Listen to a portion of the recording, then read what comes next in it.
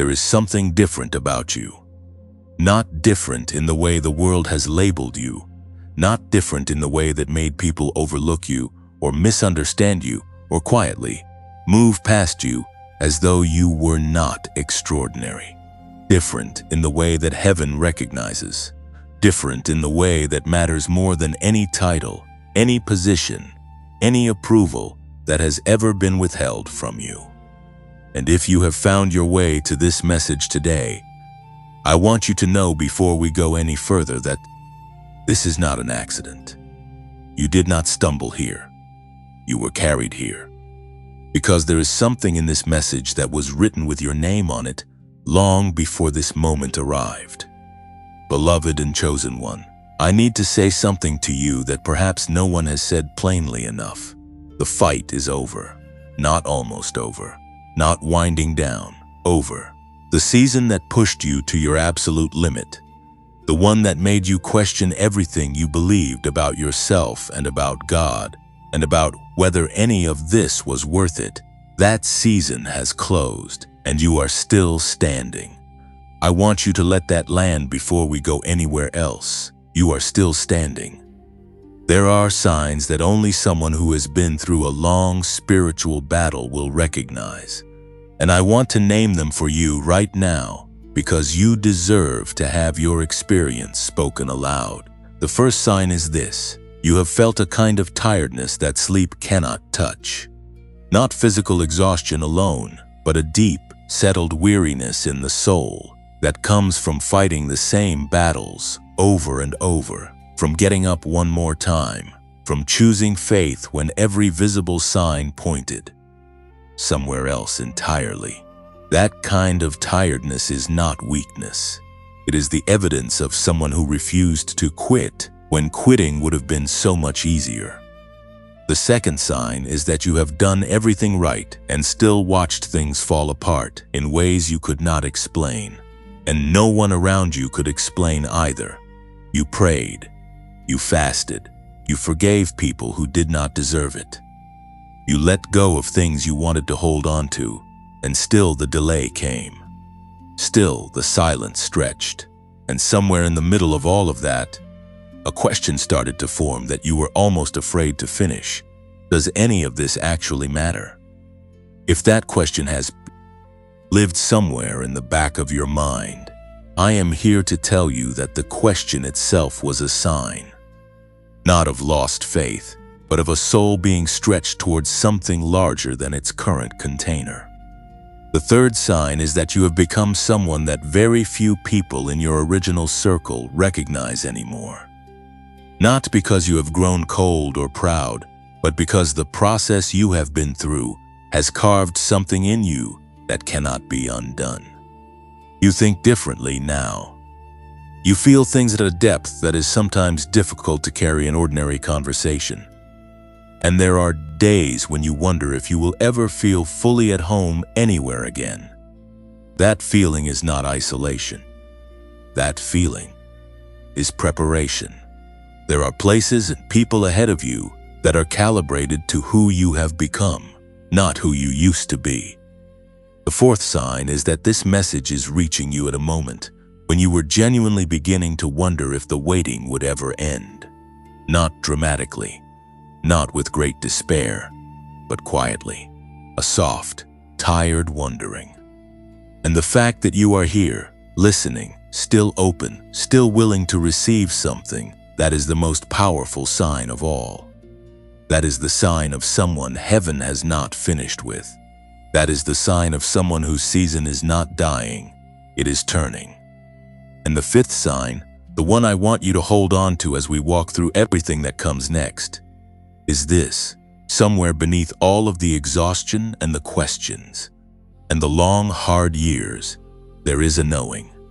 It is quiet, it does not shout, but it has never fully left you. A knowing that you are here for something, that there is a purpose attached to your life that difficulty could not cancel, that the very things that tried to break you were, in some way you cannot yet fully see, forming you for exactly what is coming. That knowing is not wishful thinking. That knowing is a frequency. And today, We are going to talk about what that means. The preparation is complete. What remains is simply the step forward. Before I take you deeper into what this season truly means, I want to pause for just a moment and share something with you. Something I believe arrived at the same time as this message, not before it, because you were not ready for it before. But you are ready now. Chosen ones carry a specific neurological frequency that researchers call gamma. This is not a metaphor. Gamma brain waves are the highest frequency the human brain produces, and they are associated with clarity, creative insight, heightened awareness, and what scientists describe as peak cognitive states. Studies suggest that people with a naturally strong gamma frequency demonstrate greater intuitive intelligence, faster pattern recognition, and a deeper capacity for what researchers call integrative thinking, which is the ability to hold complexity and find meaning inside of it. That describes you, that has always described you. But here is what most people are never told. Long seasons of spiritual battle, prolonged stress, isolation, and deferred hope do not leave the brain unchanged. They suppress gamma frequency over time. The very thing that makes you extraordinary gets quieted by the very season that was meant to form you. Dr. James Rivers, a neuroscientist with over 30 years of research affiliated with MIT, spent the better part of 3 decades studying this exact suppression and how to reverse it. What he developed is called the Genius Wave, a 7-minute audio tool built on the science of brainwave entrainment, designed to bring gamma frequency back to its natural strength. 7 minutes. That is all it requires. If something in you stirs when I describe this, and I suspect it will, the link is already waiting for you in the pinned comment below. We will come back to this in much greater detail very soon. But I did not want to take you through everything that is about to unfold without first giving you that anchor. Now let me bring you back to where we were, because there is something sacred happening in this season of your life that goes beyond science, beyond strategy, beyond anything that can be measured, and I need you to understand it fully. The fight you have been in was not random. I know it felt random at times. I know there were moments when the opposition came from directions you never anticipated, when the people you trusted became the source of the wound, when the doors that should have opened stayed closed, when the prayers that should have been answered seemed to fall into silence. I know what that does to a person. I know how it quietly dismantles the stories you told yourself about how life was supposed to go. And I want you to know that none of that confusion disqualifies you. Every bit of it was part of a formation that ordinary seasons could not produce. There is a particular quality that only comes through the kind of fight you have been in. It cannot be taught in a classroom. It cannot be downloaded from someone else's testimony. It has to be lived, and what it produces is a person who is no longer moved by the things that used to move them. A person who has discovered, through necessity rather than theory, what they are actually made of. You are that person now. You did not choose this path because it looked attractive.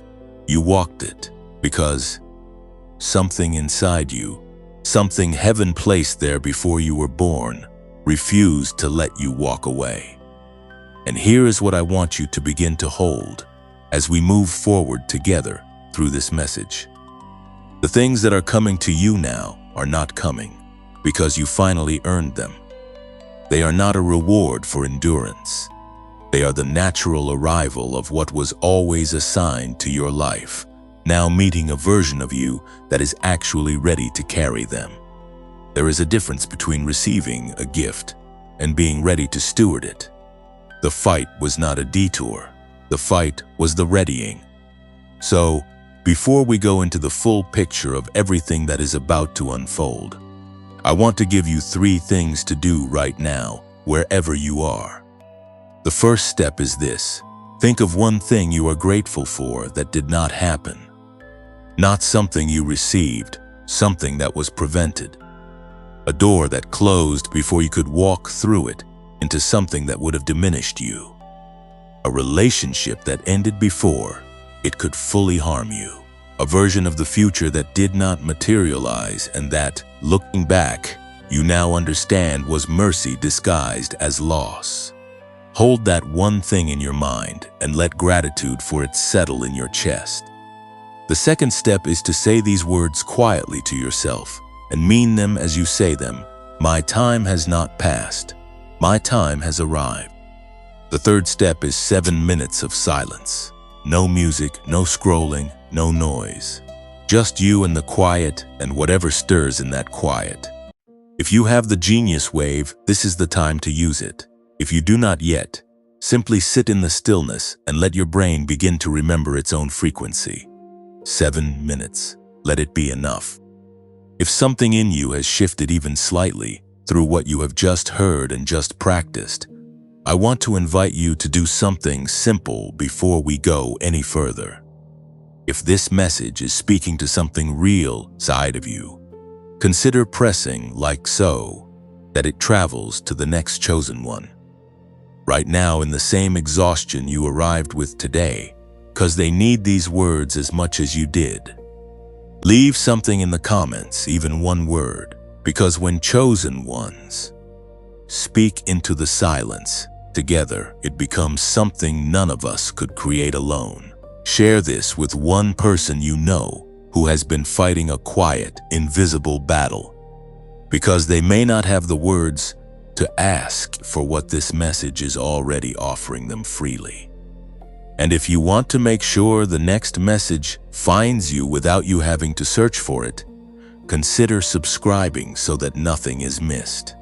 There is also a donation link in the pinned comment below, and if you feel moved to use it, know that you are not giving to a channel. You are passing the light forward to someone who has not yet found their way here. Now that the stillness has opened something in you, what was briefly introduced is ready to be given in full. You have just sat in 7 minutes of silence, and something in that silence was not empty. Something in that quiet recognized you back. That is not coincidence. That is the beginning of what I am about to show you in full. Earlier in this message, I briefly mentioned something. I gave you only enough to plant a seed because the ground needed to be prepared first. Now, the ground is ready. Now, I want to give you the full picture because you have earned the right to understand exactly what is happening inside you and exactly what has been waiting to be restored. Let me start with something that is going to reframe everything you thought you knew about the way you experience the world. Chosen ones carry a specific frequency. This is not poetic language. This is not a metaphor borrowed from spiritual tradition to make you feel better about a hard season. Researchers who study the human brain have a name for it. They call it gamma. Gamma brainwaves operate at the highest frequency range the human brain is capable of producing, somewhere above 40 cycles per second.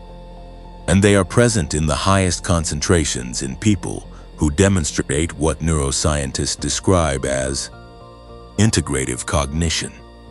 That means the ability to hold multiple streams of information at once, to recognize patterns that others miss, to feel the meaning inside an experience before the logic of it has been fully worked out. That is you. That has always been you. The reason you have always sensed things before they happened, the reason you have always felt the weight of situations at a depth that others around you did not seem to register, the reason you have always carried a knowing that was difficult to explain and even more difficult to dismiss, that is gamma. That is your frequency. But here is what the research also shows, and this is the part that changes everything. When a person goes through a prolonged seasons of stress, isolation, deferred hope, and spiritual battle, the brain begins to suppress its own gamma output. Not permanently, not irreversibly, but measurably. The very frequency that makes you perceptive, creative, and spiritually attuned gets quieted by the very conditions that a long season of waiting produces.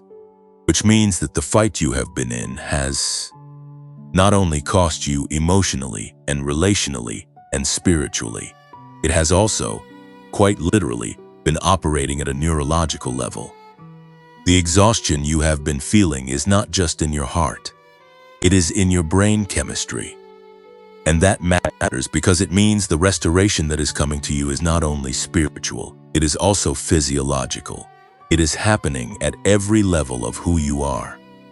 This is where Dr. James Rivers enters the picture. Dr. Rivers is a neuroscientist whose work spans over 30 years, with research affiliations connected to MIT and NASA. For the better part of 3 decades, his primary focus has been on one question: what happens to the brain under prolonged suppression, and what is the most efficient way to restore it to its natural peak state? What he discovered through thousands of hours of research and clinical observation became the foundation of something called brainwave entrainment, which is the principle that the brain is not a fixed instrument. It is a responsive one. When exposed to specific sound frequencies delivered in a precise sequence, the brain does something remarkable. It begins to synchronize with those frequencies. It follows, and when it follows at the right frequency and for the right duration, it begins to return to states that stress and hardship had suppressed. The specific states Dr. Rivers focused on are 2.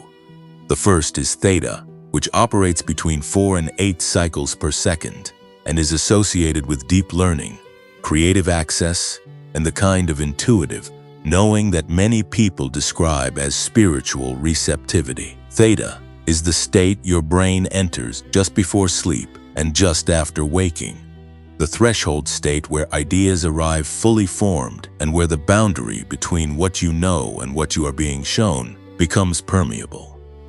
The second state is gamma, the frequency of peak clarity and integrative awareness that we described earlier. What Dr. Rivers found is that when theta and gamma are activated in sequence through carefully engineered sound frequencies, the suppression that years of hardship have built up in the brain begins to lift. Not over months of intensive therapy, not through years of meditation practice. In 7 minutes. The tool he developed is called the Genius Wave. It is a 7-minute audio experience. You listen through headphones or speakers, and the sound frequencies embedded within it guide your brain through the proven science of brainwave entrainment back into theta and then into gamma. The same 7 minutes of silence I asked you to sit in earlier, that was the space where this kind of listening can begin. If you had the Genius Wave during those 7 minutes, your brain was already beginning to reorient. If you did not have it yet, what I am about to tell you makes the case for why that matters. I want to tell you about a woman named Sandra. She had been through 11 years of what she could only describe as one fight after another. Business failures, a marriage that ended, children she was raising alone. A faith that she held on to through everything, but that had been tested to the point where she no longer recognized her own prayers. She told me that she felt like her mind had gone quiet in the wrong way. Not peaceful quiet, shut down quiet. She began using the Genius Wave on Thursday morning, 7 minutes before her day started. By the following Monday, she said something to me that I have not forgotten. She said that for the first time in years, she felt like she could think again, not just function. Actually think. Clearly, expansively, the way she used to think before the long season took that from her. Within the following month, she made 3 decisions she had been paralyzed about for years. Not because the decisions became easier, but because her mind had returned to a state where it could meet them with clarity instead of fog. I know some of you are thinking that $39 is not nothing, and that feeling is completely valid. When you have been through a season that has already cost you more than you can calculate, the idea of spending anything more, even on something that might genuinely help, can feel like another risk you are not sure you can afford. I hear that. I want you to hold it rather than dismiss it, because the version of you that has been through what you have been through deserves to have that concern taken seriously. And then I want to say this. The Genius Wave is normally priced at $49. Through the link in the pinned comment below, it is available today for $39, and it comes with a 90-day money-back guarantee. Not 7 days, not 30 days. 90 days of using it, living with it, letting it do what it was designed to do, and if at the end of that time you do not feel that something has genuinely shifted, you receive every dollar back. That is not the language of a product that is uncertain about what it delivers. That is the language of research that has been tested long enough to stand behind itself without conditions. One thing I need to say clearly before we continue. There are versions of this product appearing in places that are not authorized. If you search for the Genius Wave outside of the single link in the pinned comment below, you risk purchasing something that is not the original, not the version built on Dr. Rivers' 30 years of research, and not the version that carries the 90-day guarantee.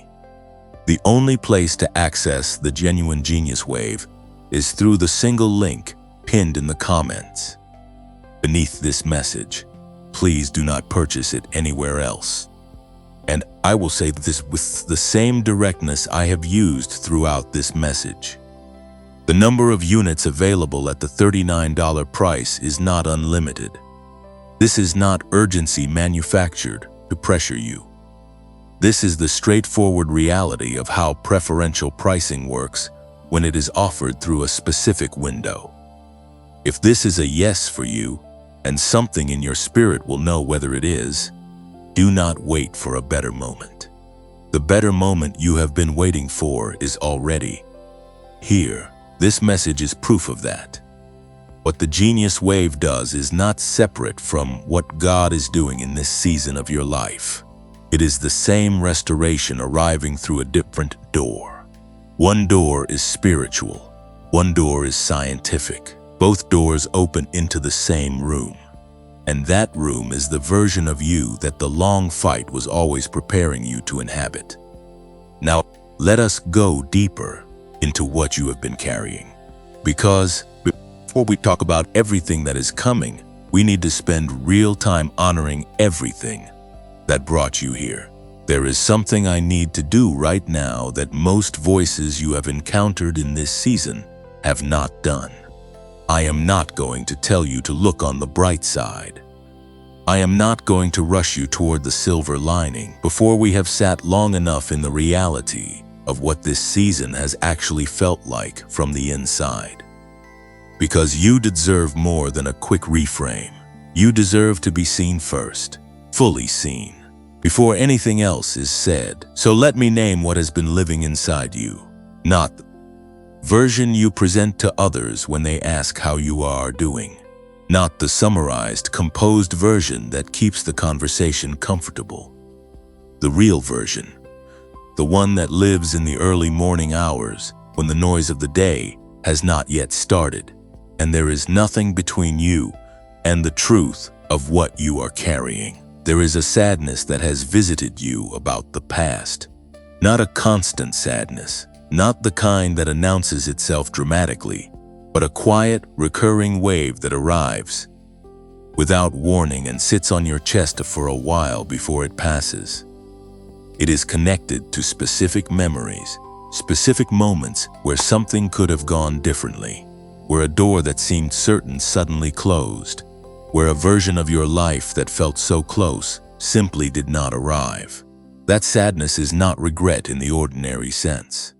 It is grief. Grief for a timeline that did not happen, for a version of yourself that had to be set aside while the longer, harder road was walked instead. And that grief is real and it is valid, and it does not make you faithless.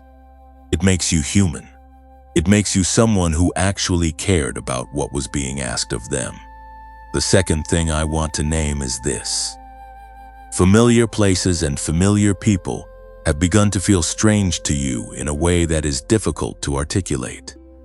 You can be in a room full of people you have known for years and feel a distance that has nothing to do with conflict and everything to do with the fact that you have been changed in ways that the room has not kept pace with. The things that used to connect you feel thinner now. The conversations that used to feel like enough feel like they are missing something you cannot name. And there are days when that strangeness feels like loneliness, even when you're technically not alone. That is not a sign that something is wrong with your relationships.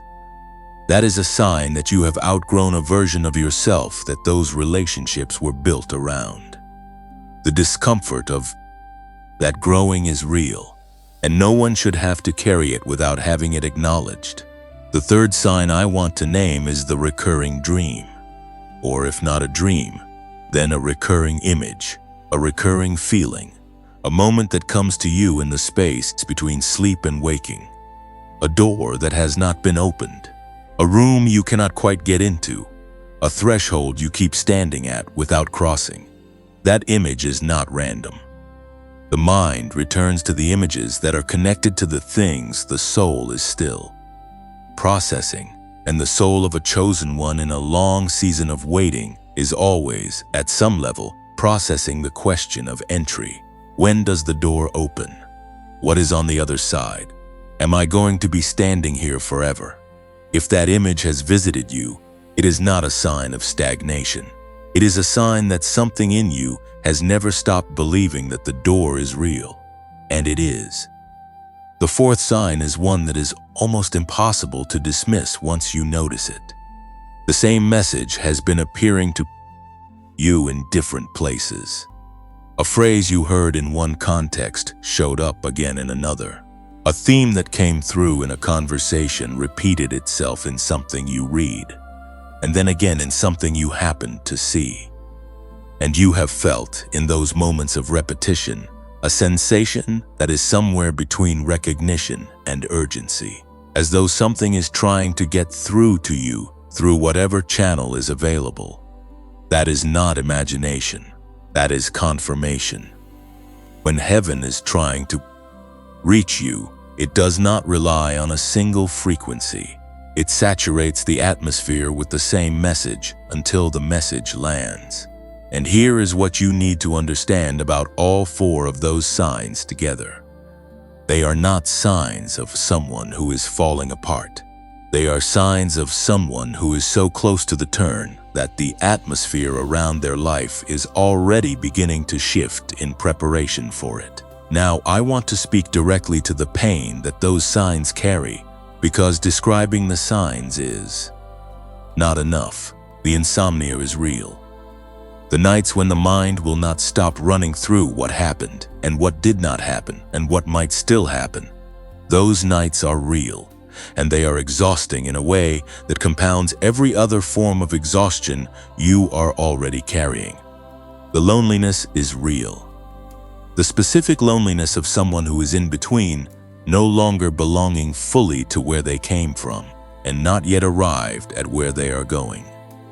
That is one of the most particular and most isolating forms of loneliness that exists, and it is almost never talked about honestly. The feeling of being wronged is real. There are things that happened in this season that were not fair. There are people who are caused harm they were never held accountable for. There are losses you sustained that you did not deserve. And the feeling that justice is overdue, that something needs to be named and recognized and made right. That feeling is not bitterness. That feeling is the natural response of a soul that knows the difference between what is and what should be. And the feeling of being misunderstood is perhaps the most isolating of all, because you cannot fully explain to someone who has not walked this road what it has cost you. You cannot hand someone the weight of it and have them feel what it feels like. And so you have carried it largely in silence, smiled when it was required of you, said fine when people asked how you were, and saved the real conversation for the quiet moments when there was no one there to have it with. Here is what I want you to understand about all of that. Every single one of those experiences has a different meaning than the one this season tried to assign to it. Waiting has been presented to you as punishment, as the evidence that something is wrong, that you are behind, that others have moved forward while you have been held back, that God has somehow overlooked you in the distribution of what was promised. I want to dismantle that interpretation completely, not with optimism, but with precision. There is a difference between being overlooked and being positioned. Overlooked means you were seen and passed over, deemed insufficient, left out of something you should have been included in. Positioned means you were placed, deliberately, with knowledge of what is coming that you do not yet have access to. The person who is overlooked is waiting for someone to notice them. The person who is positioned is being held in exactly the right place until the exact right moment arrives. And the difference between those two experiences, from the inside, can feel identical. The waiting feels the same. The silence feels the same. The longing feels the same. But the outcome is entirely different. You have not been overlooked. You have been positioned. The years that felt like absence were years of placement. The silence that felt like abandonment was the sound of something being built on your behalf in a dimension you do not have full visibility into yet. The people who passed you by were not proof that you were less. They were proof that what is assigned to your life cannot be accessed by someone who has not been through what you have been through to get here. You are not behind. You are protected. You are not forgotten. You are held. You are not being punished by the waiting. You are being distinguished by it. What has been walking with you through all of it? What has kept the knowing alive, even in the darkest parts of this season? That is not stubbornness. That is the mark of someone who was chosen before the fight began, and who will still be chosen when the fight is fully finished. Right now, all across the world, there are chosen ones arriving at this exact recognition, at this exact moment. You are not the only one who has been carrying this. You are part of a wave, and the wave is turning together. If this message has named something real inside you, consider pressing like so it finds the next person who is ready to be named and seen just as you have been today. Leave a word in the comments, any word at all, as a way of marking that you were here, that you showed up for yourself today, that you did not let this moment pass without receiving what it was carrying for you. And if someone comes to mind who has been struggling to find stillness in a noisy season, share this with them, because your willingness to pass this forward may be the thing that breaks something open in their life that has been closed for far too long. There is also a way to leave a blessing in the pinned comment below, to pass something forward for the next person who finds their way to this recognition. And if you want to remain part of this community of chosen ones who are waking up together, subscribing is simply the way you choose to stay at the table. If you recognize yourself in what has just been described, if the 4 signs landed somewhere true inside you, type the words "I see it" in the comments below. You do not have to explain it. Those 3 words are enough. They are a declaration, they are a marker, and they are the beginning of something. What you just named in those 3 words carries more weight than you may realize in this moment. I see it. That is not a casual statement. That is a chosen one acknowledging that the veil has thinned enough to see through. And before we move into everything that is coming, before we talk about the turn and the arrival and the new season, I need to do something that I believe this moment requires. I need to stop here and honor what it cost you to get to this point, not rush past it, not soften it into something more comfortable than it actually was. Sit in it with you, honestly, for as long as it takes. Because here is what I have noticed about the way we talk to people who have been through long seasons of difficulty. We move too quickly to the outcome. We get to the beauty of what was produced, and we skip over the weight of what was consumed in the producing of it. And the person sitting in the middle of that story, the one who lived every day of it from the inside, deserves something more than a fast forward to the highlight. They deserve to have the full cost acknowledged, spoken aloud, held without being immediately redeemed. So let me do that now. Let me speak plainly about what the years of this fight actually took from you. There were relationships that could have been built, connections that had the potential to go deep, friendships that were just beginning to root, a love that was reaching towards something real, family ties that needed tending and time and presence. And the season took your bandwidth. It took the emotional availability that those relationships required.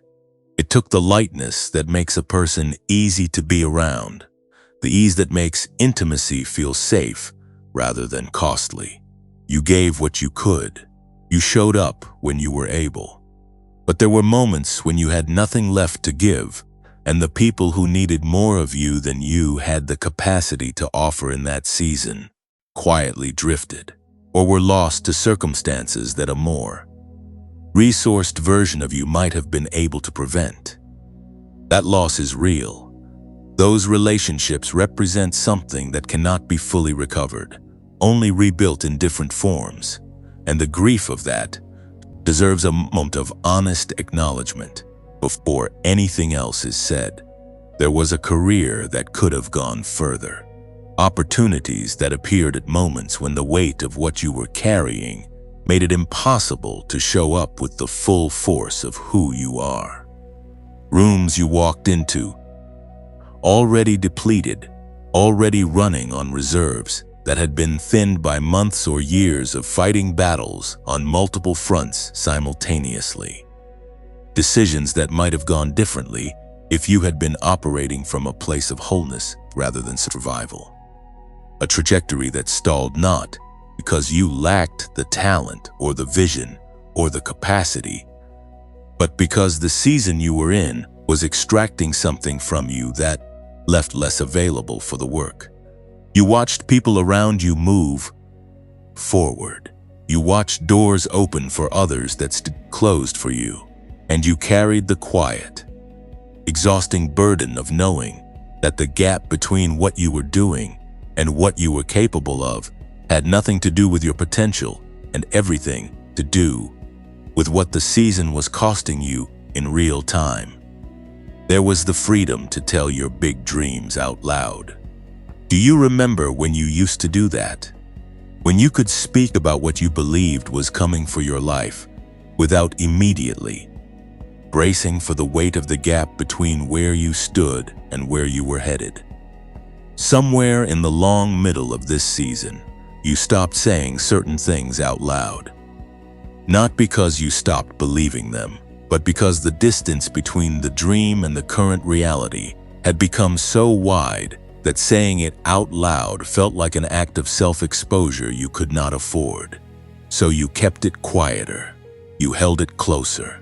You shared it with fewer people, and then with almost no one, and eventually perhaps only in the private language of prayer, when there was no one listening but God. That silence was not surrender, but it was a cost. The inability to speak your future freely is a particular kind of loneliness that only people who have lived in a long gap between promise and fulfillment will fully understand. And then there is the one that perhaps hurts the most to name: the faith in yourself. Not faith in God, because that has remained, battered and questioned and tested, but ultimately unbroken. The faith in yourself, the belief that you are capable, that you are worthy, that the things assigned to your life are actually for you, and not just the evidence of a cruel gap between what was promised and what you are actually able to receive. That faith has taken damage in this season.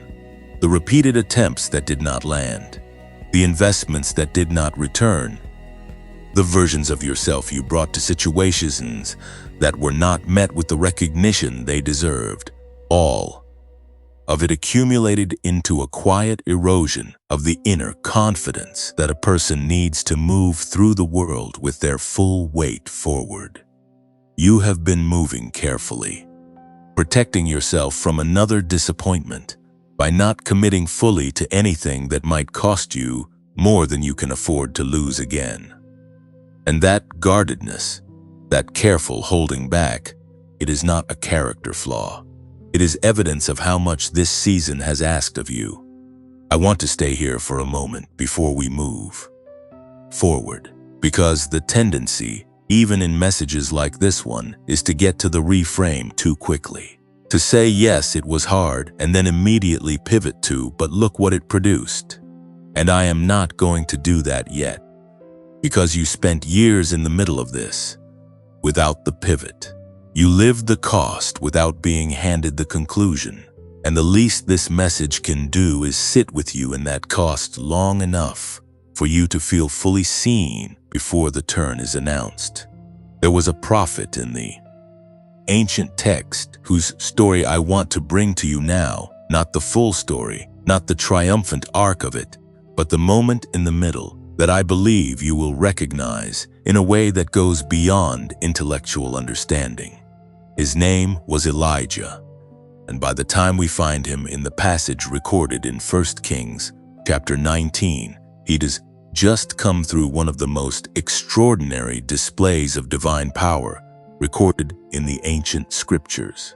He has stood against an entire system of opposition. He has called down fire in front of hundreds of witnesses.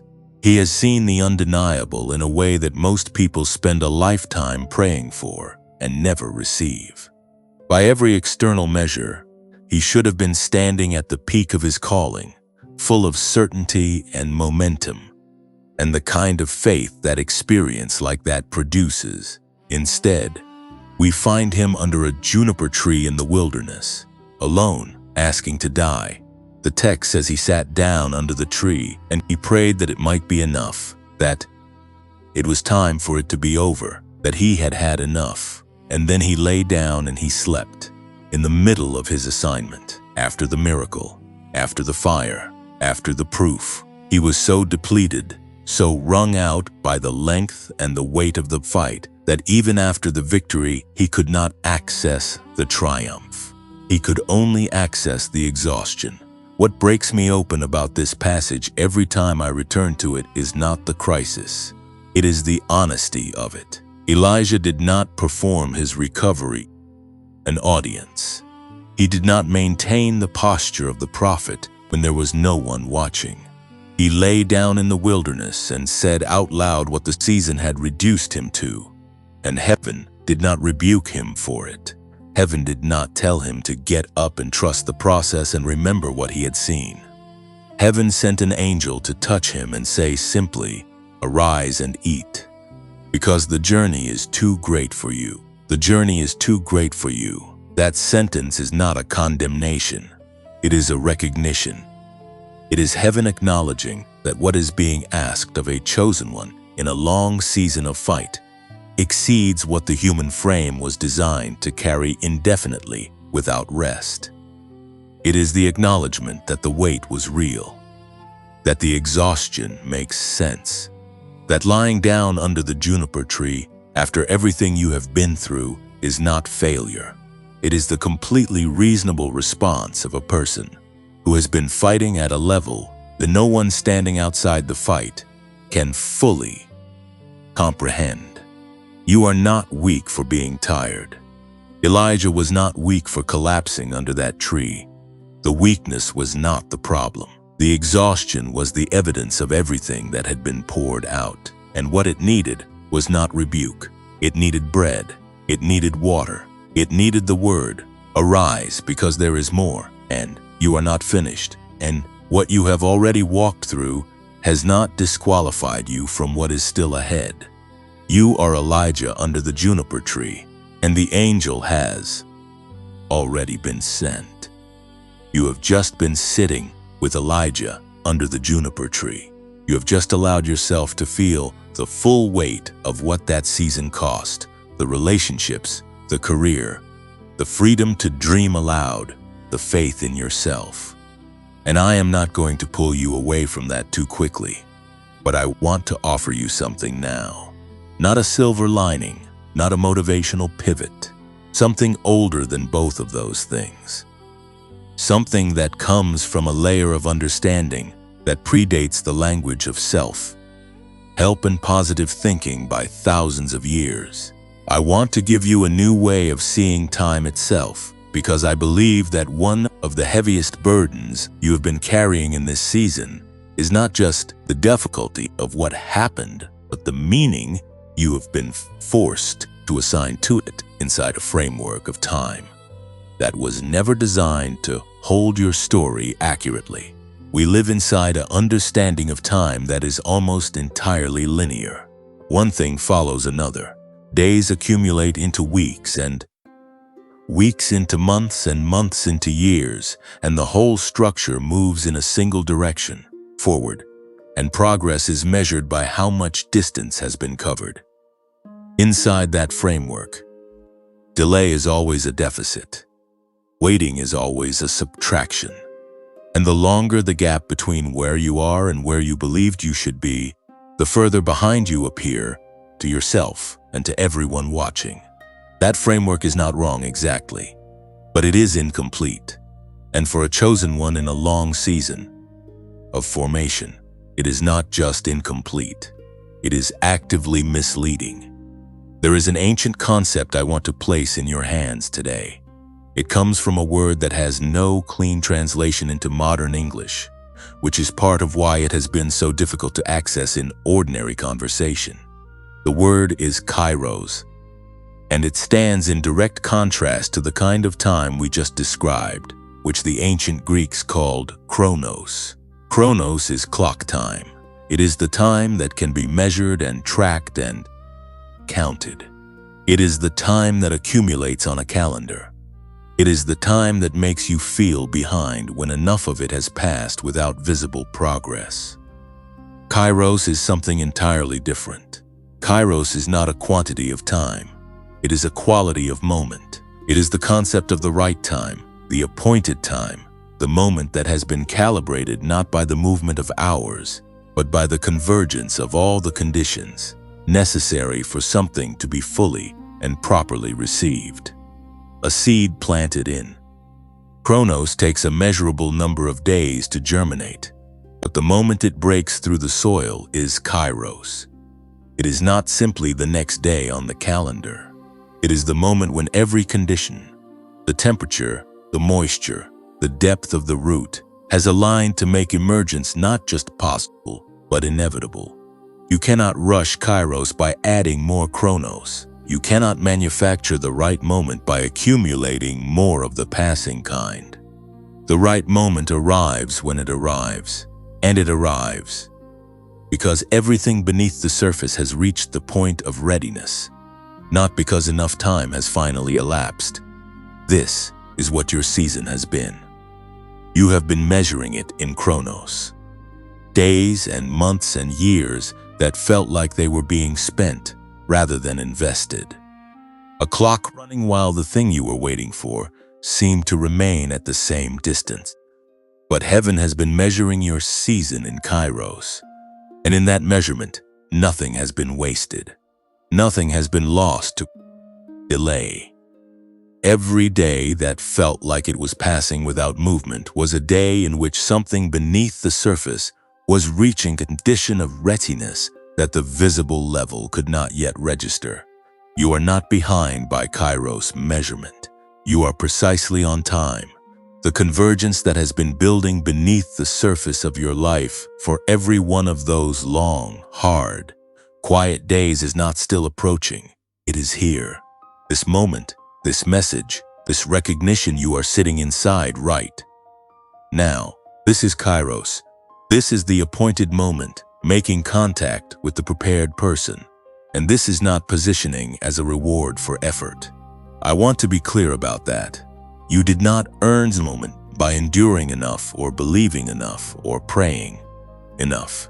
Kairos does not work on a merit system. It works on an assignment system. This moment was always assigned to your life.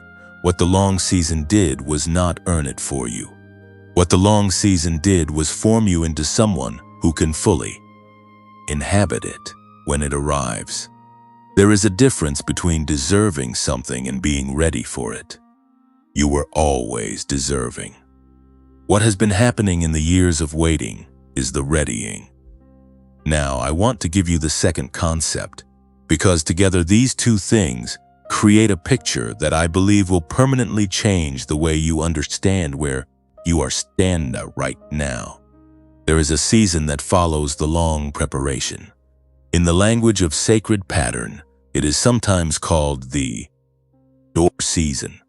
And it is exactly what it sounds like. After the wilderness, after the juniper tree, after the midnight darkness that felt like it would never lift, a door appears, not metaphorically, practically. An opportunity, a connection, a direction that becomes suddenly, surprisingly clear. A resource that arrives from a direction you were not watching. A relationship that begins to form with a sense of rightness that is distinct from anything you have experienced in the long middle season. But here is what makes the door season different from simply good things happening. Not everyone sees the door. Not every person who is standing in proximity to the opportunity recognizes it for what it is. The door is visible only to the person who has been prepared to recognize it. And the preparation that makes the door visible is precisely the preparation that the long season of waiting produces. The discernment, the patience, the capacity to recognize the peace of God as distinct from mere excitement or desperation. These are not qualities you can acquire in a short season. They are the product of years of learning the difference between what is real and what is not, between what is for you and what would diminish you, between a door that leads somewhere and a door that leads you back to the beginning of the same lesson. You have that discernment now. You may not feel certain of it because the long season has made you careful, but the carefulness itself is part of discernment. The fact that you are no longer rushing toward every open door. The fact that you have learned to pause and test the feeling before you commit the full weight of yourself to a direction. That is not timidity. That is wisdom that the wilderness produced in you. And it is the exact quality that will allow you to recognize the door that is now appearing in your life with a certainty that does not require external validation. Not every door comes from God. You know that now in a way. You did not know it when this season began. But this door, the one that is beginning to appear at the edges of your awareness, the one connected to the shift you have been sensing in recent days or weeks, this door brings a particular quality of peace with it. Not the absence of challenge, not the guarantee that everything will be easy on the other side, but a peace that is distinct from the anxiety that accompanied the wrong doors. A peace that feels less like excitement and more like recognition. Like something in you already knows this landscape, has always known it, and is finally, after everything, being allowed to enter it. I want to gently mention something here before we continue, because it belongs in this moment and not later. The genius wave, which I introduced earlier in this message, is one of the practical tools available to you as you stand at this threshold, because entering a door season with a brain that is still operating under the suppression of a long winter is like trying to walk through a door while carrying everything you were meant to leave at the threshold. The 7 minutes of brainwave entrainment that Dr. James Rivers developed is not a spiritual shortcut. It is a physiological clearing. It is the removal of the neurological weight that the long season deposited in the very frequency you need most to be running clearly as you step into what is coming. If you feel that is for you, the link remains in the pinned comment below, quietly. Waiting, without pressure. The midnight has been long. You have sat in its darkness long enough to know it in a way that few people do. But midnight does not last. By its own definition, by the ancient understanding of what midnight means in the sacred language of turning, midnight is not a destination. It is a threshold. It is the last moment of the dark before the first moment of the new. And at midnight, when everyone watching from the outside believed it was over, when even you lay down under the juniper tree and wondered if you could keep going, heaven did not pause. Heaven did not look away. Heaven began to move. It has been moving ever since, and the movement that began in the silence of your longest night is about to become visible in the morning that is already here. The morning that is already here is not a promise waiting to be kept. It is a reality waiting to be recognized. And that is exactly what we are going to do right now together. Because there is a particular kind of cruelty in standing at the threshold of everything you have been waiting for and not being able to see it clearly enough to step through. You have done the hard work. You have sat with the cost. You have allowed the ancient language of Kairos and the door season to reframe the way you understand the time you have been living inside. Now I want to be specific. I want to name 3 things that are already in motion in your life.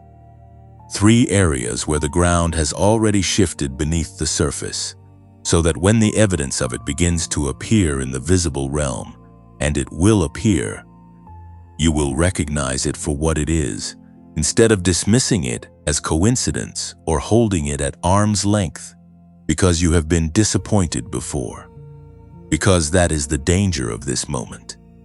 Not that the things coming to you will fail to arrive. They are already arriving. The danger is that someone who has been in a long season of waiting and disappointment will have developed such careful, protective habits of not fully believing that when the real thing finally comes, they will hold it at the same cautious distance they held everything else.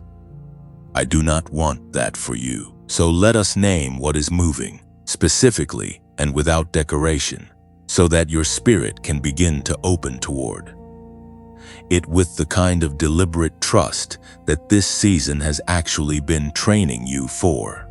The first thing that is moving is in the area of clarity. Not clarity as a feeling, not the vague sense that things might eventually make sense, but actual, specific clarity about direction. There has been a question sitting at the center of your life for a long time. A question about what you are supposed to be doing, where you are supposed to be going, what the next step actually is when the path has been obscured for so long that the idea of a clear next step felt almost theoretical. That question is about to answer itself, not in a dramatic revelation, not in a single moment of blinding certainty, but in a small, clear, undeniable step that will make itself known to you with a quietness that is almost startling after so much noise. It will not feel like a grand announcement. It will feel like something you already knew, but had not yet given yourself permission to act on. And when it comes, I want you to resist the impulse to wait for more confirmation. The clarity itself is the confirmation. The peace that accompanies it is the signature. One clear small step is all that is being asked of you right now, not the whole staircase. Just the step that is in front of you. The second thing that is moving is in the area of connection. The people who belong to your next season are already being positioned. I want you to hear that carefully. Not people who will simply be pleasant additions to your life, but people who carry specific pieces of what is needed for what has been assigned to you. A collaboration that will feel less like networking and more like recognition. A relationship that will begin with the distinct sense that you have known this person longer than the timeline of your acquaintance would suggest.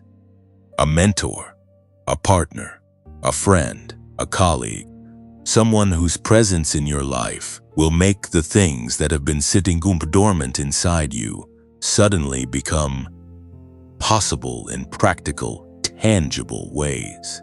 These people are not going to arrive through the same channels that have been quiet for so long. They are going to arrive through unexpected doors, through conversations that began about something else entirely, through the kind of ordinary moment that chosen ones learn to pay attention to, because as they have developed the discernment to recognize that ordinary moments are often how heaven delivers extraordinary things.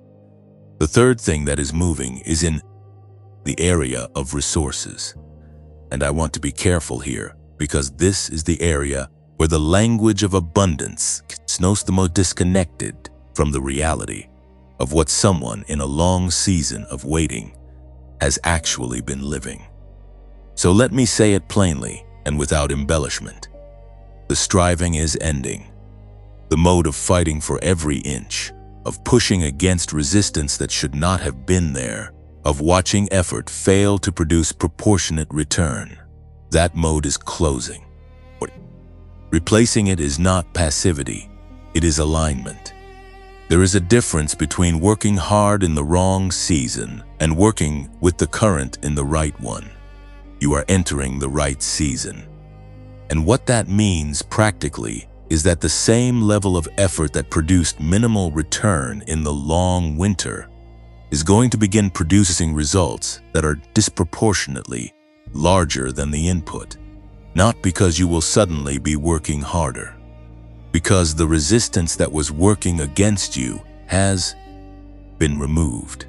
What is yours is beginning to find its way to you without you having to fight for it the way you have been fighting. Now, I need to tell you about the emotions you are likely feeling right now as you hear these three things named. Because the emotional experience of standing at this threshold is more complex than simple joy, and I want to name it accurately so you do not mistake it for something it is not.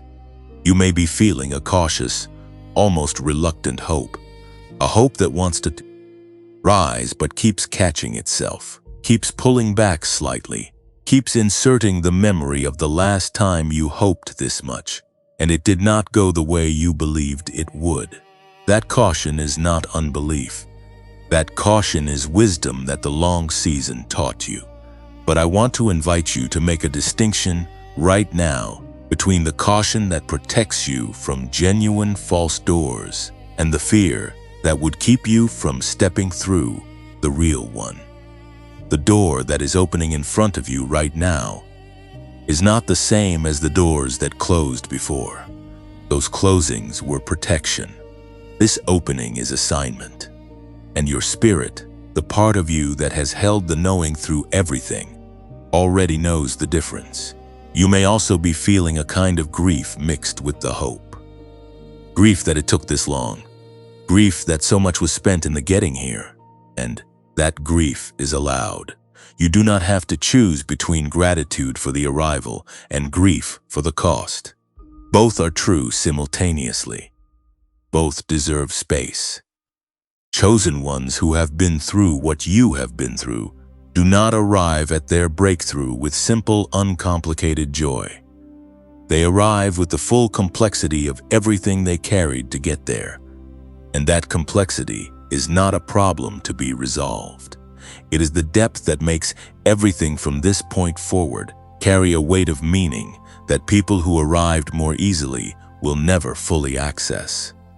Here is what I want you to not do in this season. Do not shrink. Do not make yourself smaller in the presence of what is coming as a way of managing the risk of disappointment.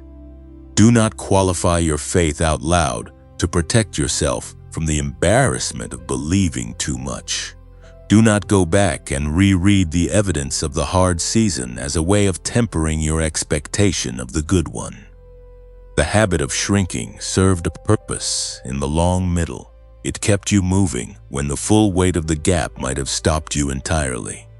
But that habit has expired. Its usefulness ended at the threshold you are now standing at. And if you carry it through the door with you, it will do in the new season what it was designed to do in the old one. It will make you smaller than what the season requires. You are allowed to believe that what is coming is real. You are allowed to open your hands fully instead of halfway.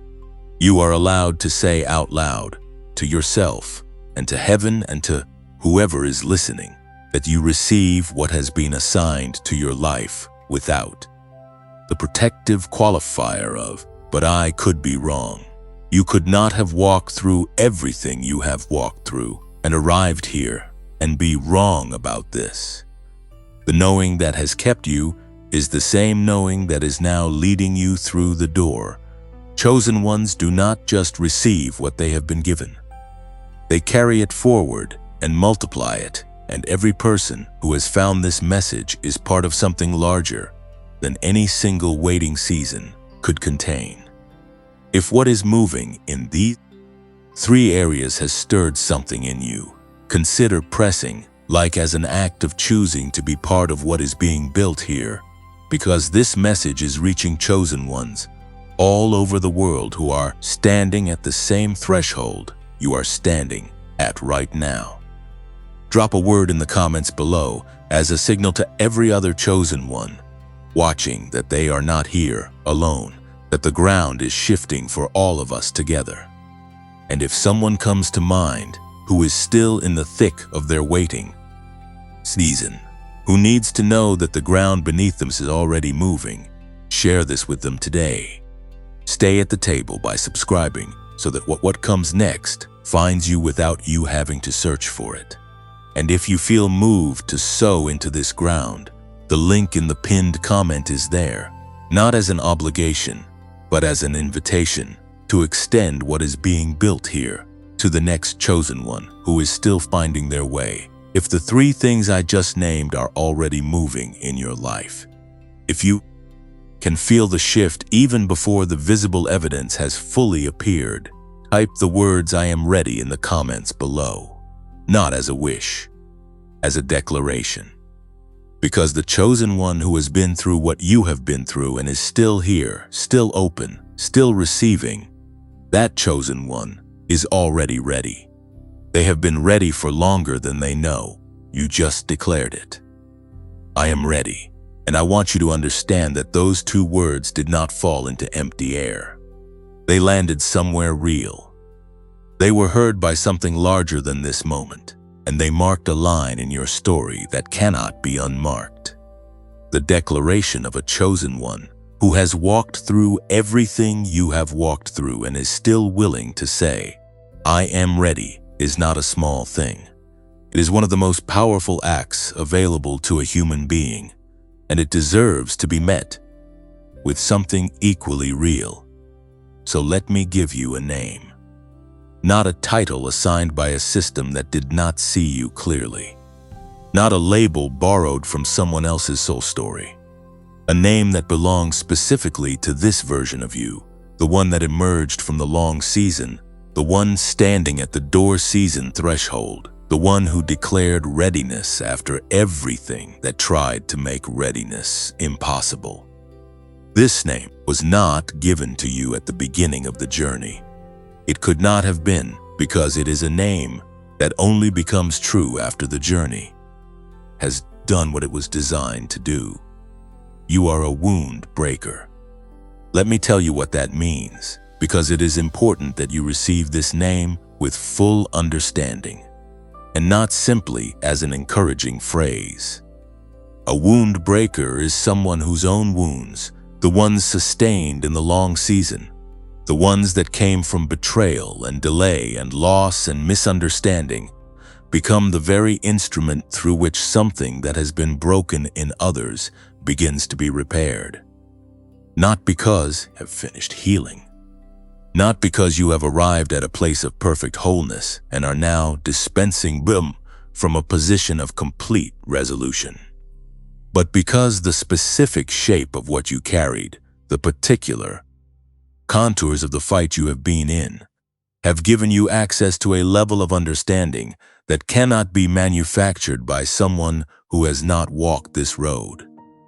You know what it feels like from the inside. You know the specific texture of the loneliness, the precise weight of the deferred hope, the exact sound of the silence when heaven seemed to have gone quiet.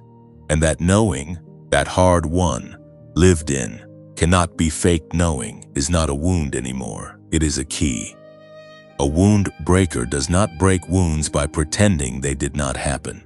They break the cycle of wounds by refusing to pass them forward, by becoming, through the very fact of their survival and their continued openness, a place where something that has been broken in the people around them begins to find language, begins to find witness, begins to find the first fragile possibility of repair.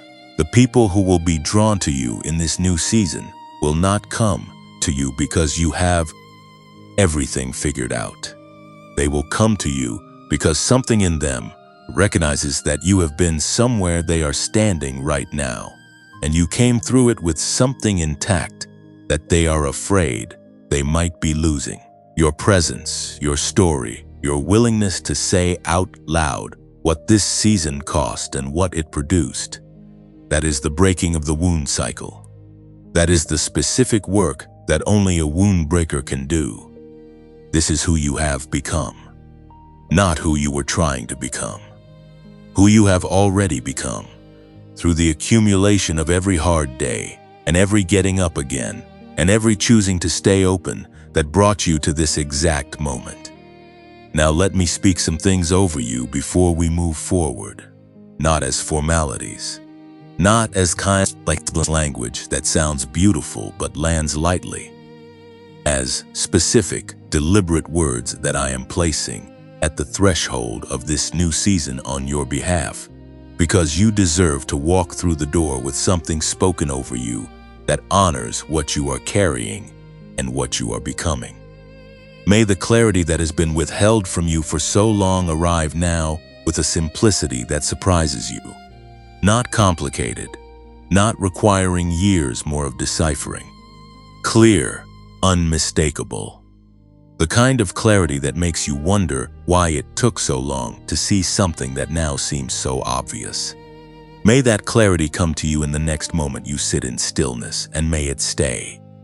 May the connections that belong to your new season arrive with a sense of recognition so strong that you do not have to talk yourself into trusting them.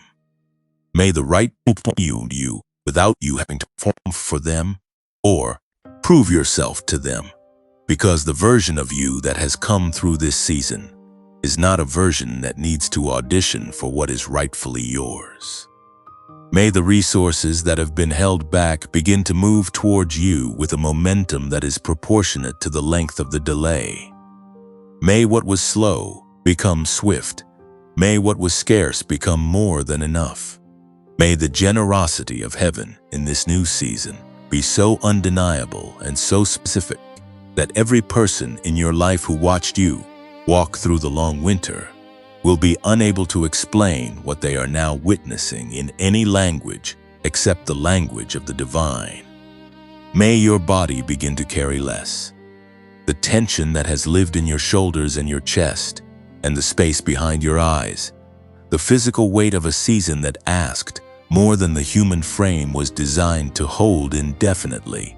May that tension begin to release. May your sleep deepen. May your mornings begin to carry a lightness that you have not felt in longer than you can clearly remember. May your body remember what it feels like to not be at war. May the faith in yourself that this season eroded be restored, not through a single dramatic moment, but through the accumulation of small evidences in the days ahead. Each small step of clarity taken and found to be real. Each new connection arrived and found to be genuine. Each resource that appears and is recognized as the answer to a specific prayer. May each of these small evidences build upon the last until the inner confidence that was thinned by the long season is not just restored but stronger than it was before, because it is now built on something that cannot be shaken by delay. Because you have already been through the longest delay, and you are still here. May the people who wronged you in this season find their own path to accountability without requiring your energy to make it happen. May justice move on your behalf through channels you do not have to manage. May you be freed from the weight of watching for it and released into the fullness of what is yours without the distraction of what was taken. And may you walk into the door season knowing this with complete certainty. The fight that formed you was not bigger than the assignment it was forming you for. The wounds that marked you are not greater than the breaking power that has been placed inside them. The years that were spent are not lost. They are embedded in everything you are now, and everything you are now is exactly what the next chapter of your story requires. You are a wound breaker, and the breaking has already begun, not in you, through you. For every person whose life your life is about to touch in this new season, something is already being loosened at the root. Something that has been stuck in them for a long time is already beginning to shift, because a wound breaker has entered the room. Walk forward. Everything ahead of you already knows your name. You have been named, and a named person moves differently than an unnamed one. A wound breaker who knows what they carry does not approach the practical details of their new season with the same tentative, protective energy that got them through the long middle. They approach with the quiet authority of someone who understands that the preparation and the assignment are now aligned, and that what is required in this moment is not more waiting but more willingness. Willingness to let the three areas of transformation that are already in motion become fully visible, and to take the practical steps that a chosen one in a door season is called to take. So let us get specific, because this is the part where the spiritual reality has to land in the actual texture of your daily life. The shift that heaven has been engineering on your behalf does not exist only in the invisible realm. It is coming into the visible one. And there are things you can do right now, today, in the next 24 hours, that will position you to meet what is coming with your full self, rather than the guarded, depleted version that the long season required you to operate from. The first area is relationships. Here is what is about to happen, and I want you to be ready for it, rather than unsettled by it. Some people are going to leave, not dramatically, not necessarily through conflict or rupture. Some of them will simply begin to fade naturally, the way a conversation does when both people have run out of things that genuinely connect them.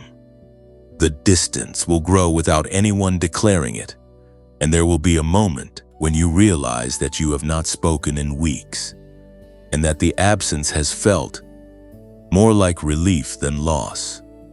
I want you to let that happen without guilt, without the instinct to reach back and close the distance simply because the distance feels unfamiliar.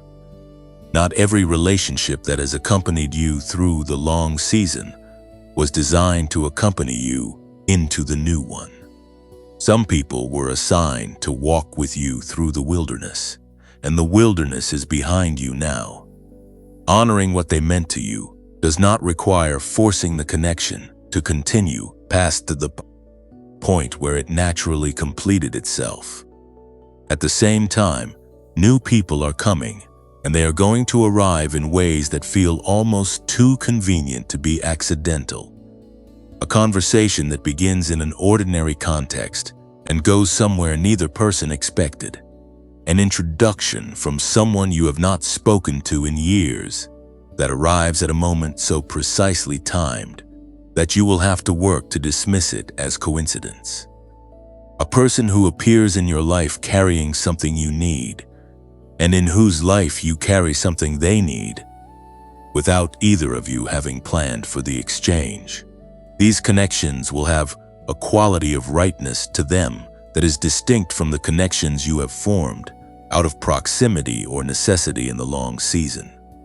They will feel chosen because they are. The practical thing you can do right now is to create space for these connections to form. That means being slightly more available than your self-protective habits have been allowing you to be, not recklessly open, discerningly open. There is a difference, and a wound breaker who has walked through what you have walked through knows exactly what that difference feels like from the inside. Have one conversation this week that you have been postponing. Reach out to one person who has been on your mind for reasons you cannot fully explain. Show up to one gathering, one meeting, one ordinary context, where the kind of connection I just described has room to begin. The door does not open by itself. It opens when a prepared person takes one small step toward it. The second area is purpose. The question that has been sitting at the center of your life, the one about what you are supposed to be doing and where you are supposed to be going, is about to answer itself. But I want to be precise about what that means, because the answer is not going to arrive as a grand revelation that reorganizes everything simultaneously. It is going to arrive as one clear small step, and the practical work of this season is to take that step without waiting for the full staircase to be visible first. Here is what the one clear small step looks like for a wound breaker specifically.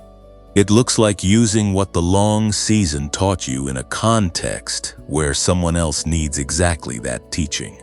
It does not have to be formal. It does not have to be organized into a program or a platform or a business model before it counts. It can be as simple as one honest conversation with one person who is standing where you were standing 2 years ago. It can be writing down what you know now that you did not know at the beginning of the fight, not for an audience, simply for yourself, as the act of beginning to organize the wisdom that the season deposited in you. It can be saying yes to the request for help or guidance, or simply presence that you have been deflecting because you did not yet feel whole enough to offer it. You do not have to be fully healed to be a wound breaker. You simply have to be far enough along the road to reach back a hand to someone who is still at the beginning of it. And you are. Whatever you believe about where you still need to grow, you are far enough along.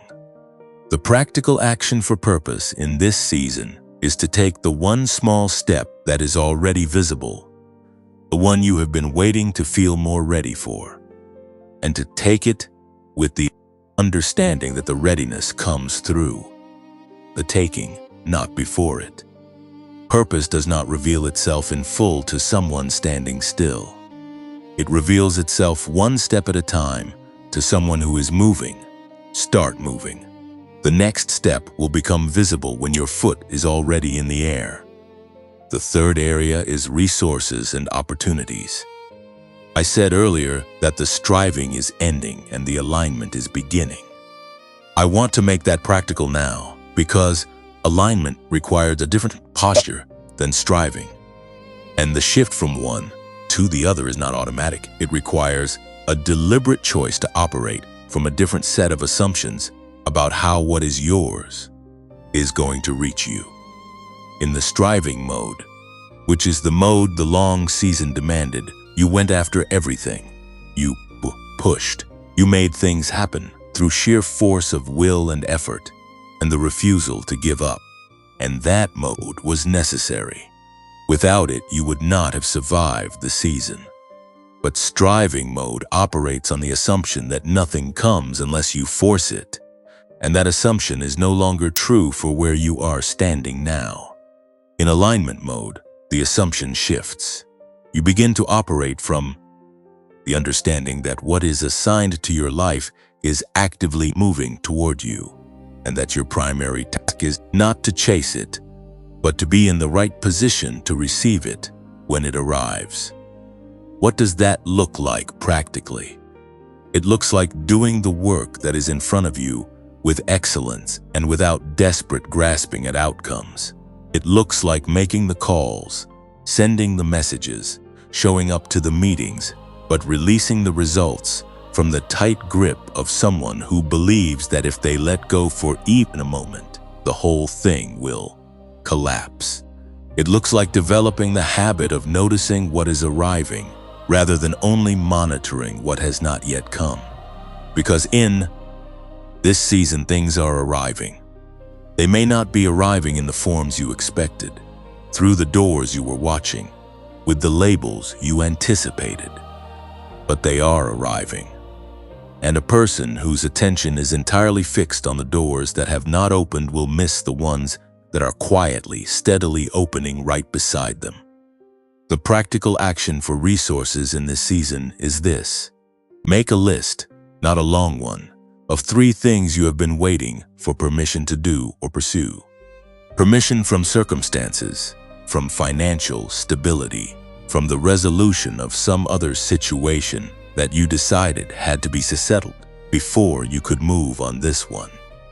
Look at that list and ask yourself honestly which of those 3 things you could take one practical step toward today without waiting for the other conditions to be met.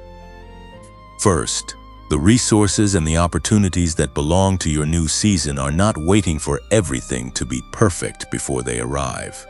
They are waiting for you to begin moving in the direction of what you know is yours, so that they can meet you in the motion, rather than in the stillness of continued waiting.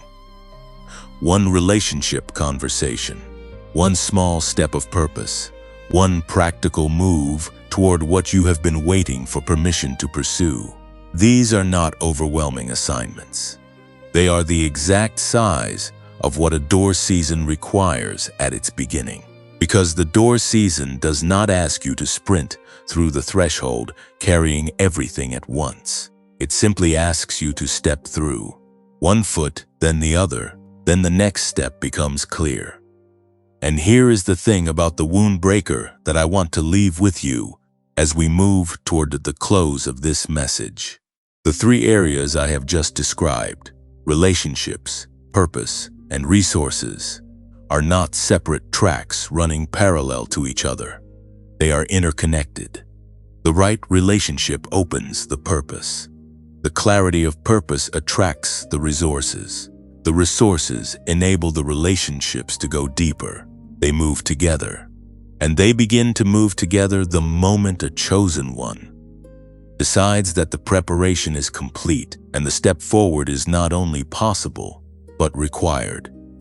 You have decided that. You decided it when you typed, "I am ready." And heaven received that declaration as exactly what it was. The starting signal of a new chapter, not the end of the story. The beginning of the part the story was always moving toward, and you are in it now, fully, irreversibly, beautifully in it. You are still here. And I want you to understand what that means. Not as a small thing, not as the ordinary fact of someone who simply stayed until the end of a message, but as the significant, weighty, meaningful reality of a chosen one who showed up for themselves today in a way that required something real. You sat with the cost. You received the name. You heard the 3 areas of transformation named with specificity, and you let them land rather than holding them at the cautious distance that the long season trained you to maintain. You are still here, and that matters more than I can fully say in the time we have left together. Before we close, I need to do something that I have been holding for this moment. I need to thank you, not in the casual way that a host thanks a guest for attending, in the specific, sincere way that someone thanks another person for the act of trust that showing up to something like this actually represents. You came here today carrying everything you have been carrying: the exhaustion, the cautious hope, the quiet wondering about whether the fight was really over or whether something in you was simply too tired to keep fighting. You brought all of that with you, and you stayed anyway. You stayed through the hard parts, through the naming of what the season cost, through the sitting with Elijah under the juniper tree, through the moments that required you to feel things you have been working very hard not to feel. That kind of showing up is not nothing. That is one of the bravest things a chosen one can do in the middle of a long and wearying season. And I want you to know that you did not do it alone. All across the world, right now, in time zones you will never visit, in languages you may never speak, other chosen ones have been walking into this exact same message, sitting in the same recognition, naming the same signs, feeling the same mixture of relief and grief and cautious hope that you have been feeling today. You are not an isolated case. You are not the one unusual person for whom the waiting stretched too long and the cost ran too high. You are part of a wave, a global wave of chosen ones who are arriving at the same threshold at the same time, each of them carrying their own version of the long season, each of them standing at their own door season entrance, each of them discovering that the fight they thought might never end has ended, and that what is on the other side of the ending is more than they had allowed themselves to fully imagine. You are in a room full of people, even right now, even in whatever quiet or noisy space you are physically sitting in as you listen to this. The room is larger than geography. It is made of recognition, and every chosen one in it arrived the same way you did, with everything they had been carrying, a willingness, however fragile, to lay some of it down. Which brings me to what I want to ask you to do right now. Not as a spiritual exercise with a prescribed outcome, as a genuine, personal, practical act of release that belongs to this exact moment in your story. I want you to imagine as clearly as you can a threshold. It does not have to be elaborate. A doorway, the entrance to a room, the edge of something. Place it wherever feels natural in your imagination. And then I want you to gather, in your mind and in your body, everything you have been carrying into this moment. The grief of the relationships that could have been, the weight of the career that stalled, the silence of the dreams you stopped saying out loud, the erosion of the faith in yourself, the specific names of the people who caused harm that has not yet been fully healed, the memories of the moments when you lay down under your own version of the juniper tree and wondered if you could keep going. Gather all of it. Do not rush this. Let it be as heavy as it actually is. And then, at the threshold of your imagination, set it down, not because it did not matter, not because the pain was not real or the cost was not legitimate, but because you are not going to need it on the other side.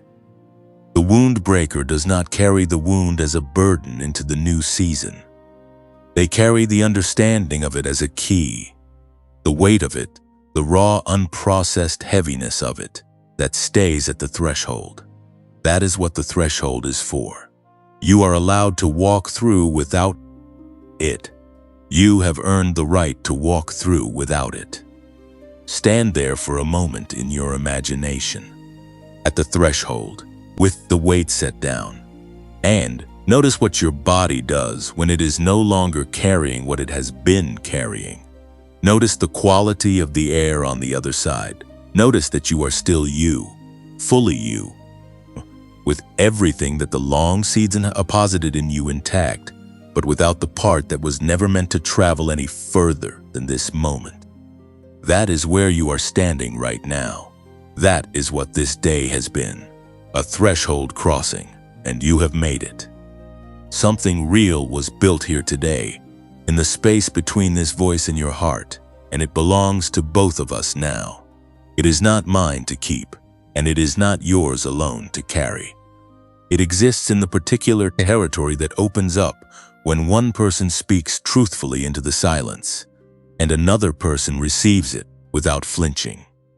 That territory is sacred, and what was built in it today does not disappear when this message ends.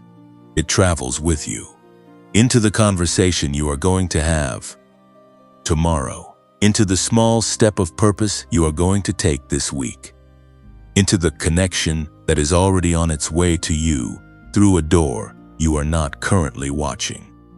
If this message has meant something to you today, pressing like is simply a way of saying so without needing to find the words for it.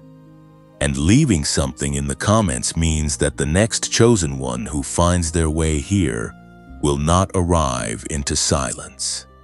They will arrive into a community of voices that have already been here, that have already done what you just did. And that makes the arrival less lonely for everyone who comes after you. If someone specific came to mind during this message, someone you love who is still in the thick of their long season, sharing this with them is the simplest and most direct act of love available to you right now. And if you want to remain in this community of chosen ones who are waking up together, subscribing is simply the way you choose to stay. If you feel moved to pass something forward for the one who finds this message next and has nothing left, there is a way to do that in the pinned comment below. No pressure, no expectation. Only if it comes from the same place that kept you through everything you have been through. If the genius wave met you somewhere in the middle of this message, if the idea of restoring your gamma frequency, of clearing the neurological weight of the long season so that your mind can meet the door season with the clarity it deserves, if that felt like a yes somewhere in your spirit, it is waiting for you in the pinned comment below. 7 minutes, 90 days to decide if it was worth it, and the link that is the only safe place to access the real thing. It is there, quietly, without pressure, for when you are ready. And you are ready. You said so yourself. You made it to the end of this message, and I do not want to let you leave without saying one more thing. Not a new idea, not another concept to carry or another instruction to follow. Just this. You were seen today, fully, specifically, without the softening that usually accompanies the hard things. The exhaustion was seen. The grief was seen. The faith that refused to die, even when it had every reasonable justification to do so, was seen. The version of you that showed up here today, carrying everything you carried, willing to receive what this message had for you, even though receiving has been complicated by everything the long season taught you about hope and disappointment. That version of you was seen, and it was enough. You were enough. You have always been enough. The long season did not happen because you were insufficient. It happened because what is assigned to your life required a depth of formation that only that kind of season could produce. And you have been produced. You are here. You are named. You are standing at the threshold of the door season, with your hands more open than they have been in years. I want to speak one final blessing over you before you go. May every step you take from this moment forward feel lighter than the ones that brought you here. Not because the road ahead has no challenges, but because you are no longer carrying the weight of a season that has already completed its work in you. May the clarity you received today stay with you past the feeling of this moment, past the ordinary Tuesday morning, past the moment when the dishes need to be done and the emails need to be answered and life reasserts its ordinary texture. May it stay. May it become the new baseline from which you operate. May the name Wound Breaker settle into you slowly and deeply, the way that true names do, not all at once, but over days and weeks. As you begin to see the evidence of it in the way people respond to your presence, in the way conversations go deeper faster than they used to, in the way your story begins to open something in others that they did not know was closed. May you never again measure your worth by the length of your waiting. May you never again confuse the silence of a forming season with the silence of abandonment. And may you walk into every from this day forward with the quiet, unshakable knowledge that you are not behind, you are not forgotten, you are not the exception to the promise. You are the chosen one that heaven has been preparing for exactly this moment. And this moment is yours.